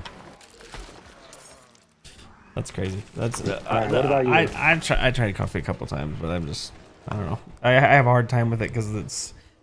To me, I can't get past for me. And again, this could be I'm just having terrible coffee, and most of the times that I've had it is either not by choice or just because it was the only thing that was available. But there's a couple of them like and I'm gonna say, what are they called? The K cups. And those ones were not good. And then I've had a couple from Starbucks, and those ones were okay. But I don't know. I always recommend if someone's like trying to try coffee or wanting to get into coffee, I always recommend a caramel macchiato as a starting point. Okay. Because it's really sweet and milky, and it's almost more of a dessert than it is really a coffee, but it still kind of has that coffee flavor in there. It's like and especially if you get it with like an extra shot of espresso or something. But it's like the chai latte or some of the other ones. Like there's some of them that I think are okay, but yeah. Anyway, for me, I think I'd have to go with a. I really like those caramel creme brulees. Even though they're like cheap and mass produced at Zupas, but I think they do a pretty good job. I like them. But I'm also a big pudding guy. There you go. Yeah. I know what you mean, Fia. Sometimes it smells good or it doesn't. It can happen. Yeah, I don't know if it's like a sense memory or something. It's like a sense trigger. Yeah. But every time I smell coffee or books, like that's my favorite. You go ahead. It's like just reminds me of Barnes and Noble. Yeah, I was gonna say. It just reminds me of it's like your happy place. Stories, and it's my happy place. Yeah, where you discover such good news stories. Yep. Okay, I've fallen behind. So what on Twitch says, I think gulab jamun, or there's a Thai dish that's this coconut. Oh, Thai food is also delicious, by the way. Like pad Thai, like, oh, so good. This coconut flavored sticky rice, sweet coconut sauce, and fresh mango. Amazing. Ooh, that sounds good. That sounds really good, especially fresh mango. Like, I'm not a big fan of like dried mango or some of the others, but fresh mango is good. Bosco says, oh, go ahead. Oh, go ahead. You got it. I was going to say, Bosco says, I like sherbet or frozen yogurt. Ooh. Yeah, sherbet. I love sherbet too. Really good. What about gelato? Underrated, in my opinion. You guys like gelato? Gelato can be good. Yeah. I like me some I think it kind of got trendy, custard. Yeah. And a lot of people did gelato wrong. Yeah, no, I 100% agree. Especially in Utah. Yeah. Yeah, it's like the ones where like everyone in their dog has frozen yogurt gelato train kind of came and went, but sherbet, that's underrated. Interesting. I found this thing. I don't know if I have it here. I need help. Anyway, I got distracted in the middle of things. And then he says he drinks. Bosco says, I drink more cold coffee than hot coffee. Yes, especially in the summertime, nothing beats just a cold brew. Yeah. Or like an iced.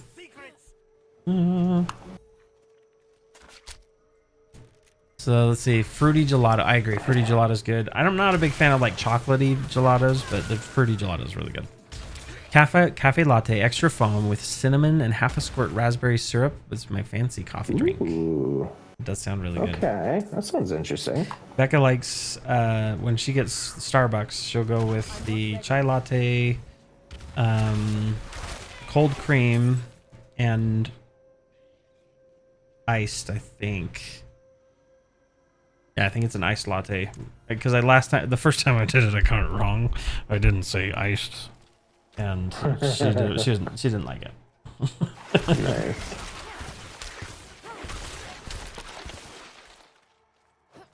Okay, what do we got? We're almost done with this flare outpost. I'm like so far out. Where am I? I'm lost and forgotten.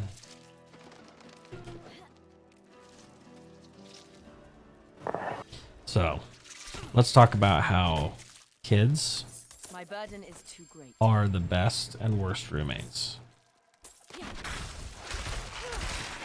They're the best because they're the best.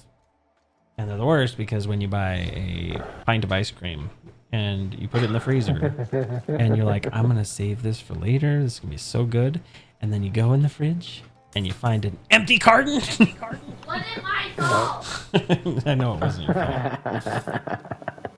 But, it's like, it was one of those times. I rarely buy ice cream just for me. Like, I usually buy ice cream for everybody else, and I let everyone else kind of eat it.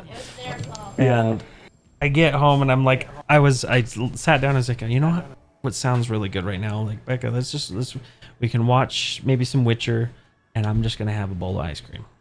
And then I went upstairs, and I was like, there's no ice cream. It's ruined. I'm done. Like, I'm just going to go to bed. You just ruined it. Yeah. They're the best too. Kids are fun.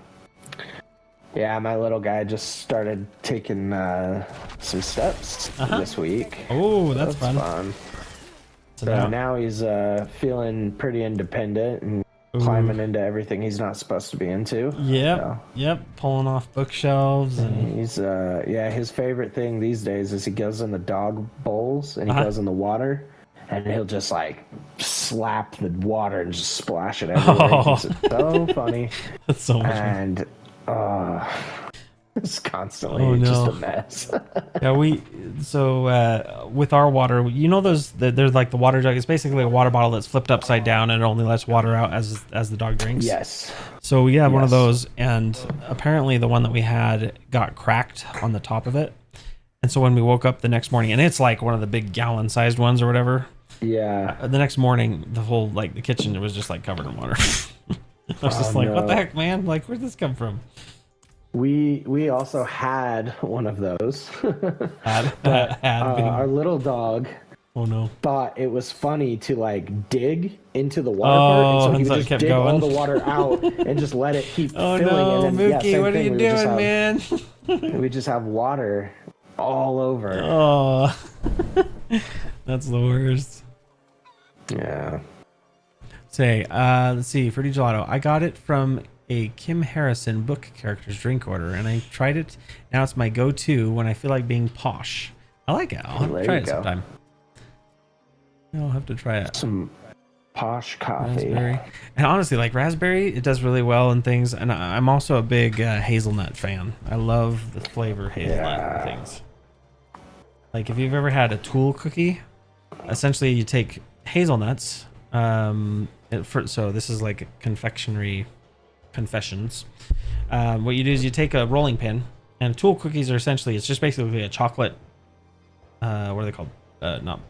Pringle, a Pringle chip, right? It's a chocolate Pringle chip with nuts inside. And you take some of the hazelnut and you put it in a coffee grinder so it makes it really fine. And you grind it up, and then you take your chocolate and you whip it into the chocolate. And then you, when the chocolate's starting to set up, but it's not quite to the point where it holds its own form, you pour it over some parchment paper over a rolling pin, and that creates the little Tool cookie. And once it's dry, you pop it off, and you enjoy hazelnut chocolate cookies. Or chips, I guess. They're more like chips, not cookies. That sounds pretty good. Yeah, they're really good. I like them. They're really easy to make, and you can feel little people be like, "Whoa, like this is pretty cool." It's like almond roca. But, yeah, they're really simple to make. Nice. All right, Dallin, what's your favorite snack food? This is D&D themed. Okay. For you and anyone else in the chat, what's your favorite snack to have at the D&D table? Oh man, it's tough, right? Because you want something that's good, you want something that's shareable, you want something that's not too disruptive or loud, and that's a hard combo to find. It is. It is 100%. But I do like I don't know, just like crackers. Jerky's always good. Jerky. Okay. But I think my go-to is just like just red vines or something. Yeah. Red vines are just good. simple, easy. Yeah. I like them. Red vines remind me of like long trips too. Mine's, you know, as always, as evidenced by whatever game night, but I like jerky. Jerky's my go-to. But close second, I do like a good salsa. I feel like the salsa over at Cafe Sabor is really good. They have some good salsa. Yeah, chips and salsa, can't go wrong there. With my homemade salsas, I've been trying to figure out what the recipe is, and I've been slowly creeping up on it, but I haven't got it yet. Ooh. Nice. Bosco says, got it from Kim. Oh no, sorry, wrong one. What IO? I saw something move in the middle, in the corner of my eye. But what IO says, chocolate covered almonds are a go. Yes, chocolate covered almonds are delicious. Have you guys ever had chocolate covered pomegranate seeds? Ooh, that sounds pretty good. It's like a fruit gusher with chocolate on the outside. So good. Oh, nice. Nature's fruit gushers. Nice. Oh, well, this episode of the Food Network has been brought to you by Tales of Aneria. The Shattered Realms. Buy your snacks today. Yeah. So Bosco says veggie tray and charcuterie. Charcuterie. I like Can't go charcuterie. wrong with some charcuterie. Could these ruins really hold the answers I seek? Yeah, I love it. Any favorite cheeses? Cheese tier list. Charcuterie? Cheese tier charcuterie. list? I don't even know that I know you're making- that many cheeses to All make right. a tier list. Maybe here I got an idea. So for one of our watch and plays or watch for the what do you call them? Watch alongs. We can Yes. have a cheese board and have the cheese board like voting on like everyone just goes and finds the most posh cheese they can find that we've never experienced, and then we can rate them. Eat them and rank them. Yeah. A cheese tasting watch along. Yeah, that'd be fun. Oh, that No, would be but that fun. sounds absolutely delicious. You should what? You should go check it out. Like those pomegranate chocolate covered pomegranates are really good. It's like chocolate covered raspberries. It'd be in that same family. So if you like that acidic sweet taste, that's essentially what you get from it. I'm not ready. Super cool. I'm so excited. All right, since we tier listed the classes of Yes. Diablo, and we probably don't have enough time to tier every class in D&D. Ooh. But what is, maybe let's do our top 3 favorite classes. Okay. Top 3. Dallin, go. What's your? Let's Okay. start with the bottom. I Start would at the bottom. say we'll each do our top. Let's do our bottom and work our way. So my third favorite would probably be a cleric. I'm not ready yet. Okay. I like how versatile cleric class is. You can sit back and be kind of supporty or a healer, but if you want to be, front lines, throwing down the hammer, you can totally build it that way. So I'd say number 3 for me is probably cleric. Okay. So number 3. I'm gonna say number 3 for me. And this is in the top 3, but the bottom of the top 3. I would have to say I'm gonna say warlock. Because Okay. I really love the aesthetic and the thought process and the idea behind like borrowed power. And like the idea of the give and the take and the trying to make bargains, and I think that's a fun aesthetic.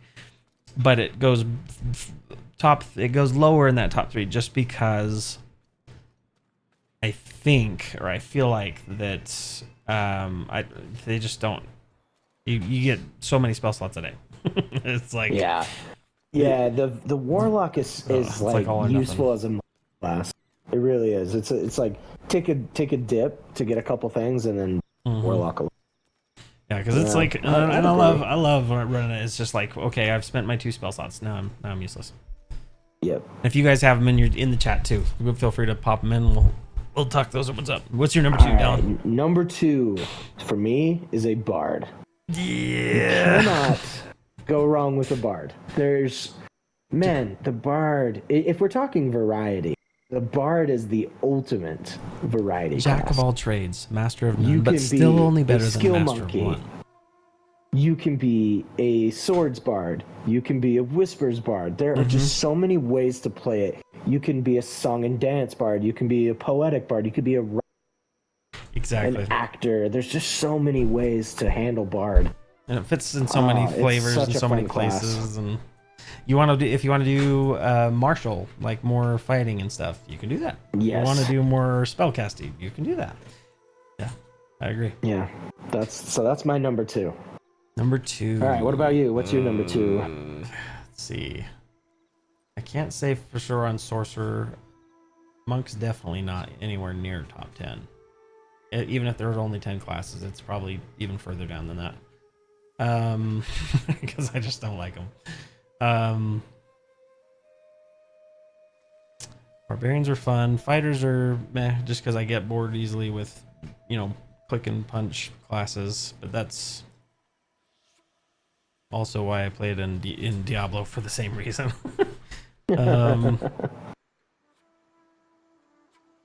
I think on top 2, but I'm going to say 2 is going to be cleric because of that same reason, because I like the versatility of the cleric. You could be a peace domain, you can be a death domain, you can be a damage dealing cleric, or you could be a healing cleric. You could be a pacifist. Yeah. So I'd say cleric's up there for that same versatility. Yes, and your grave cleric that you played, or Bronze Battalion. Yeah, that was fun. Yes, that was a fun character. I loved really Eliza so much fun. Thematic. Yeah. All right, number one for me. Drum roll. Probably no surprise. Wizard. Wow. The wizard. That part of it is nostalgia. You know, it's my first. Oh yeah. The first time I played D&D was 100%. And so I love it for that fact. But also, there's just something about having an ultimate power fantasy, right? You have a freaking fireball. You are the smartest person in the room. You can deal the most damage AoE. You never feel useless as a wizard. There's something in your bag of tricks for every scenario. Yeah, you're the Gandalf of the group that can, you know, you get into a hard situation and they have that reliable, like, oh, I read the scroll once and I'm able to remember. And that's super cool. Yes. I like wizards too. They're super powerful. Mine's no surprise, but it's Bard. So. Yeah. So Bosco said that Monk's one of their favorites. So that's one of your favorites. What are the other two?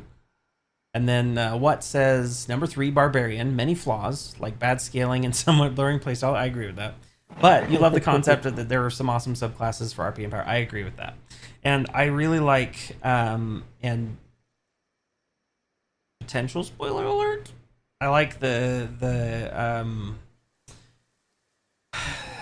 thematic uses of rage and how it's not just about being angry. You can put it in other things. Yeah. And I appreciate that. I think there's so many like grief showcases of a barbarian in like popular media that isn't necessarily called a barbarian or whatever, but it's pretty clear that's what they are. Like Drax, right? Oh yeah, he's Guardians of the Galaxy. That's a barbarian. Yeah. If you watch Vinland Saga, Thorkel is a barbarian. Yep. 100%.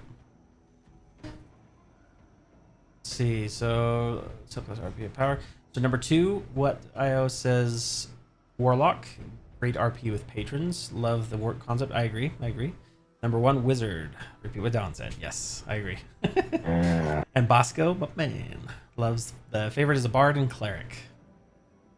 Yes. So we're I said, pretty much your top 2 make up for your enjoyment of Monk. I'm just kidding. I'm not gonna gatekeep on who likes what. So. The monk. Oh man, I played a Way of the Four Elements monk, and while it was it felt weak, and I wish I had more use key points or whatever. It was thematically really cool. I felt like Avatar: The Last Airbender, like Katara, being able to having these water whips and stuff. It's so cool. Well, I guess and again, I've never played one, so I'm just gonna have to say that maybe I'll put it in there as something we'll have to consider in the future, and I'll give it another shot. But I don't know. I've never really, unless it's I don't know, like Jackie Chan type Drunken Fist. Maybe I don't know. There's a way of the Drunken Fist. I think it's called. I'll have to try it then. So cool. All right. Well, I know we've hit our night. We're 2 minutes over, but like I said, I enjoyed talking. I think Dallin and I, we both really love engaging with you guys as a community. Hopefully, this was enjoyable for you guys as well. You know, the nice part with, at least we find with, for me, with the Diablo 4 format, is it's really easy to just talk and not get hyper focused or stuck in the game. Gives you something to look at, that kind of thing. We will do some more, again, art streams. It's not that we're completely jumping ship to one or the other. It's just when we have time and our schedules align. This is something that me and Dallin, and as well as Scott and Cory, enjoy doing. So something that we can kind of share, something that we love, as well as just talk to you guys about general stuff in the community. So we appreciate you guys' time coming and hanging out. This has been a lot of fun. Hey, Bart.